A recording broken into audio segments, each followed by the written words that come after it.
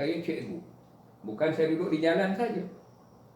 Tapi ada orang tengok saya duduk tepi jalan macam jual ubat. Inilah silapnya. Ya. Jangan tengok apa itu. Saya ada satu buku daripada Harvard University. University Harvard menulis bukunya Breakthrough Thinking. Tadi ada kawan saya, dia telefon saya, budak seorang pelajar 20 tahun, lepas COVID ni dia akan masuk University Harvard. Dia minta pandangan saya. Harvard ni ditulis oleh University Harvard, bukan University Melaka. Sultan Nazrin Shah ialah University Harvard. Dr. Nazrin Shah. Dalam buku ni tulis, saya nak baca sikit lah dalam pada buku ni. Dia kata,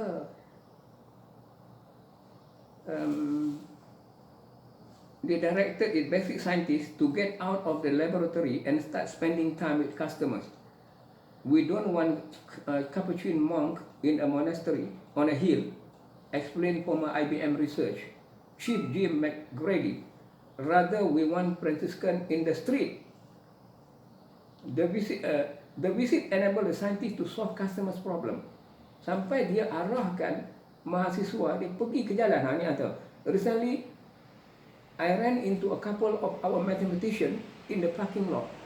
Mereka mengajar matematik tempat parking kereta. Jadi saya mengajar tepi jalan, orang petikai ni pasal apa? Sedangkan Harvard telah mengajar di jalanan. Di mana silap kita dalam menilai orang kita? Kita masih melihat Harvard lah, Oxford lah, Cambridge lah. Kita bukan tak mampu nak buat kerja besar. Sebab itu kita kena menilai balik. Okey, ni saya ajar sini. Kembali kepada saya mengajar di jalan sebenarnya. Supaya nak menarik minat budak-budak matematik di jalanan. Ya. Bila di waktu jalan saya buat gini. 5 oleh kerana 5 6 kali, 5 tu susun 5 5 5 5 5. Jadi dia akan melihat hexagon ini terbentuk 5. 1 2 3 4 5 6. 6. Kemudian kita ajar tambung 5 5 10. 5 5 10. 5 5 10. Nampak? Jadi 6 kali 5, 10 tambah 10 tambah 10. Jadikan jawapannya 30. Kalau diubahkan bagi jadi 3, 6 kali 3 tu sudah 3 pula. 3, 3, 3, 3, 3, 3. 3 tambah 3, 6. 3 tambah 3, 6. Ini pun 6. Susun. 6, 6, 6. Itu 6 kali 3, 18. 6 kali 3, 18. Jadi bila kita mengajar geometri, bentuk geometri, hexagon, pentagon, octagon, square, triangle, maknanya kita dah mendekati kepada program seni bina. Didiklah mereka daripada kecil lagi untuk memahami apa itu seni bina. Ya. Okey. Saya harap tuan-tuan fahamlah kenapa saya kena buat susun atur kerja begini. Memanglah nampak pelik. Duduk tepi jalan mengajar matematik.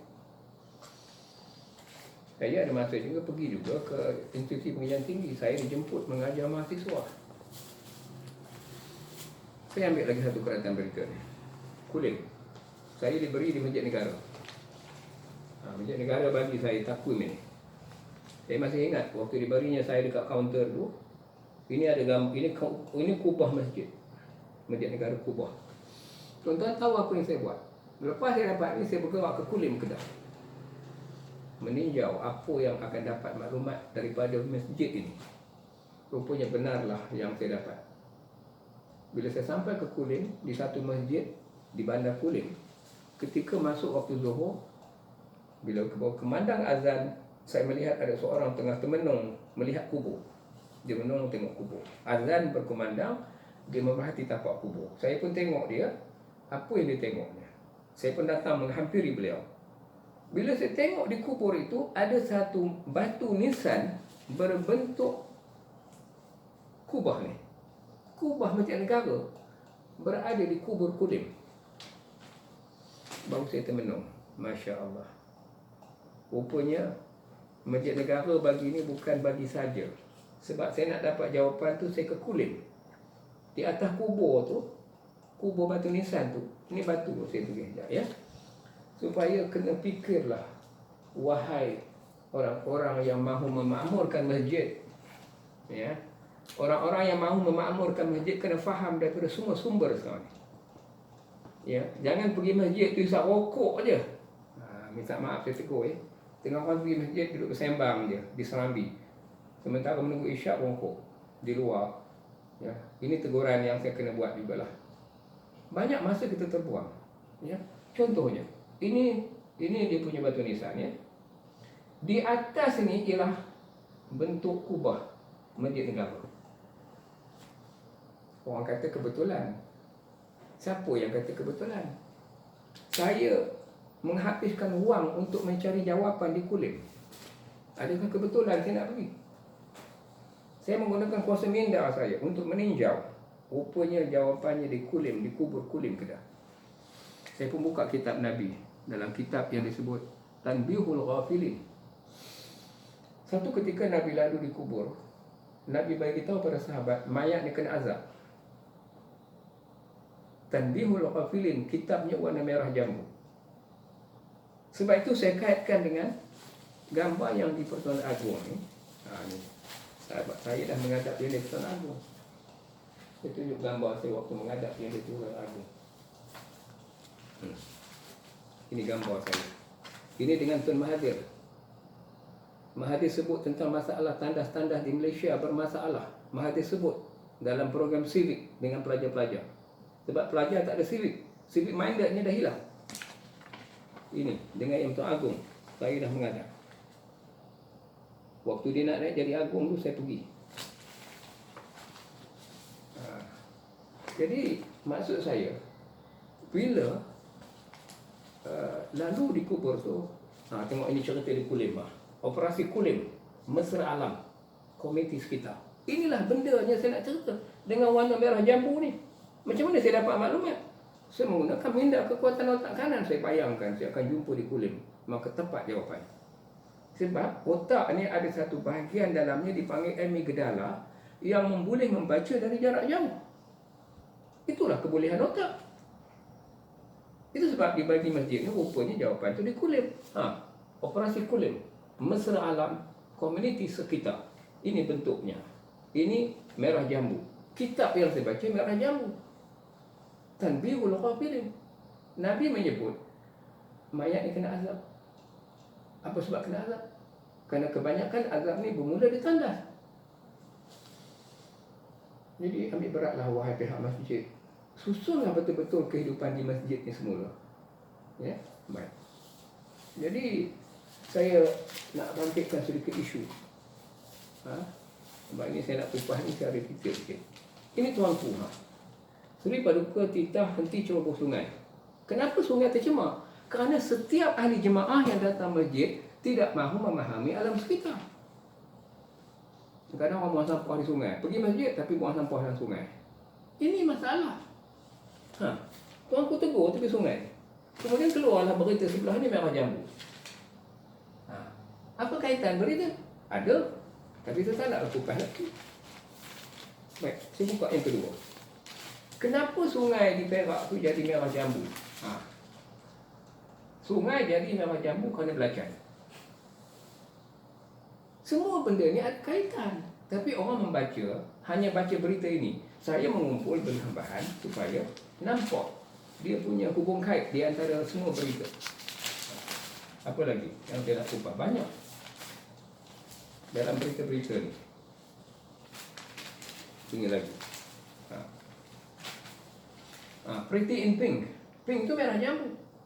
Kenapa Jepun boleh majukan negaranya dengan keindahan bandar dia? Kenapa Malaysia tak menjaga? Apa lagi? Ada berita yang saya ambil lagi. Ini antara berita yang tengok ya. Bila saya sebut tentang yang ni. Diplomasi sambal belacan. Tuanku Azizah. Kenapa sungai tu jadi belacan? Contohnya katanya. Kenapa sungai di Kampung Batu di bagian Datuk bertukar menjadi sungai belacan? Fikirlah. Bukan berita tu keluar saja. Tengok tuanku. Tuanku Azizah dibuatnya sambal belacan ni untuk Perdana Menteri Singapura. Semua tak ada hubung kait. Sebab alam Malaysia ni dia tersusun, teratur. Nak buat belacan pun jangan buang ke dalam sungai. Ini tak, buang jaya sungai tu dah apa jadi sungai belacan. Ya. Jadi kena fikir menjaga alam sekitar tu sangat penting. Sebab tu tuanku turun ke tepi sungai, melihat sungai, jaga sungai tu.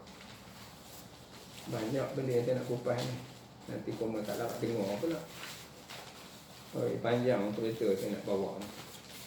Daripada kisah Nabi Adam hinggalah zaman moden ini. Zaman Nabi Adam tu tak ada masalah, pasal manusia tu berdua aja, Siti Hawa dengan Nabi Adam. Sebab itulah bangsa bersatu ni, Ketua Sisir Agung Bersatu datang Malaysia.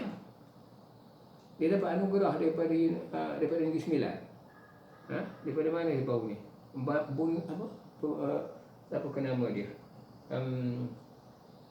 Bangsa Bersatu punya ketua Ban Ki-moon. Ni Ban Ki-moon datang Malaysia. Dia kata perlu wujud cara baru mencorak dunia. Kerana dunia kita ni semakin kelam kabut. Ya. Jadi banyak benda saya nak cakap, tapi dah banyak sangat maklumat hingga dah tenggelam punca saya nak mengajar dah. Jadi tuan-tuan, supaya tidak dihanyutkan oleh cara saya bercakap ni, tuan-tuan bolehlah bertanya lepas ni. Nak bertanya tentang apa perancangan kita selepas ni, nak merangka sebuah rumah yang hebat. Sebab orang putih kata charity begin at home. Ya. Jadi tuan-tuan bolehlah bertanya, supaya bila daripada rumah kita nanti akan terbentuklah sebuah family yang sehat dan teratur. Jadi sebagai penutup kuliah saya ini, saya dapat satu majalah Mardi. Ini peta-peta dunia ni saya guna nanti banyak mengajar. Kenapa Mardi melukis gambar daun ya?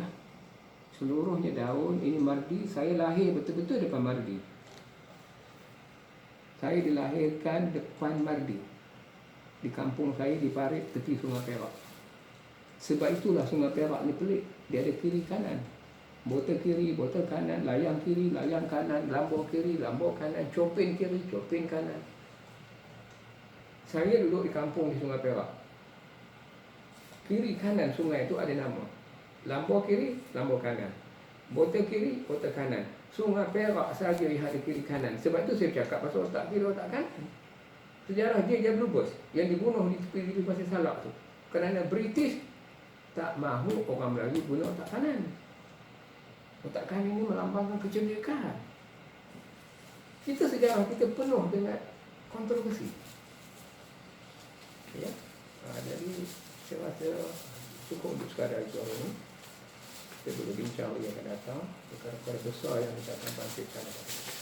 Jadi kalau ada soalan, silalah bertanya.